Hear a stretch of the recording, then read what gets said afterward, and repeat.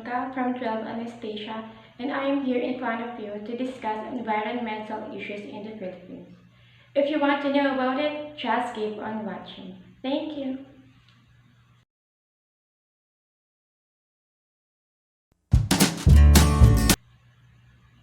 First, what is environmental issue? Environmental issues are harmful effects of human activity on the biophysical environment. Environmental protection is the practice of protecting the national environment on the individual, organization, or environmental level for the benefits to both the environment and human.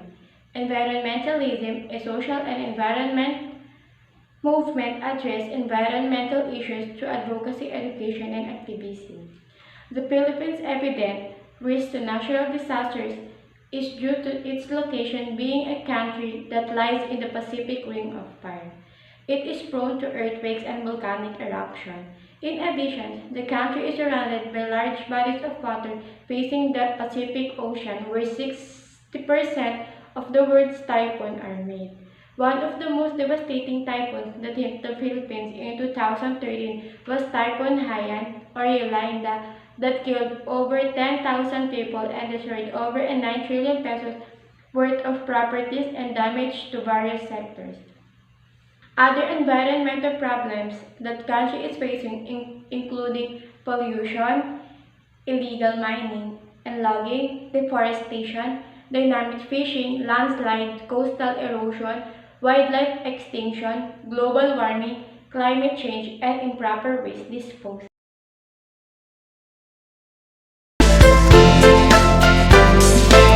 What is the top 5 environmental issues here in the Philippines? First, water pollution. Although water resources have become scarce in some regions and seasons, the Philippines as a whole has more than enough surface and groundwater. However, neglecting to have a coherent environmental policy has led to the contamination of 58% of the groundwater in the Philippines.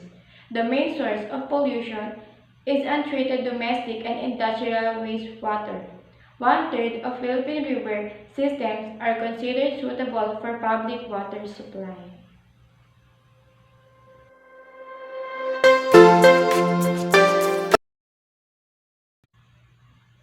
Second, deforestation. Along with the other Southeast Asian countries, deforestation in the Philippines is a major environmental issue. Over the course of the 20th century, the forest covered the country dropped from 70% down to 20%. Based on an analysis of land use pattern maps and a road map, an estimated 9.8 million hectares of forest were lost in the Philippines from 1934 to 1998.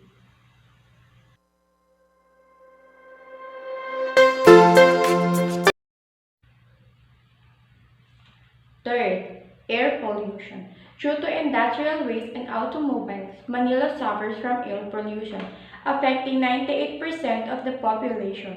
Annually, the air pollution causes more than 40,000 deaths.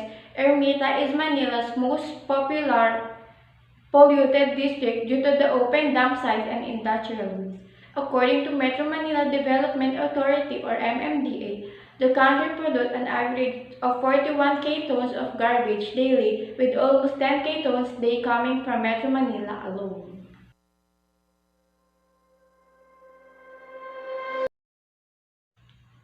Fourth, climate change. One of the most pressing environmental issues impacting the Philippines is climate change. As an island country located in the Southeast Asia Pacific region, the Philippines is extremely vulnerable to the impacts of climate change.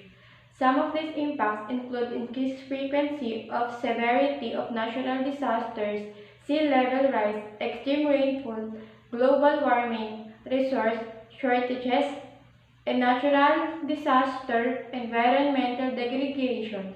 All of these impacts together have great effect to the Philippines' agriculture, water, infrastructure, human health, and coastal ecosystem, and they are projected to continue having devastating damages to the economy and society of the Philippines.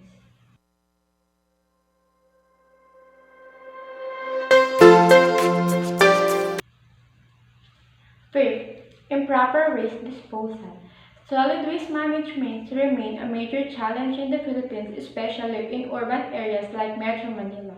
Improper waste disposal, inefficient waste collection, a lack of disposal facilities are among the dominant concerns in the country's solid waste management.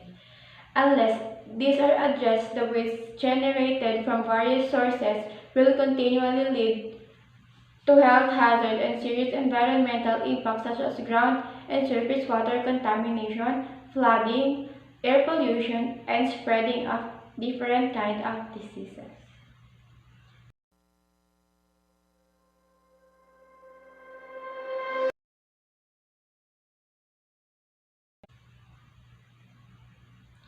To conclude, we can say that humans are the major source of environmental issues.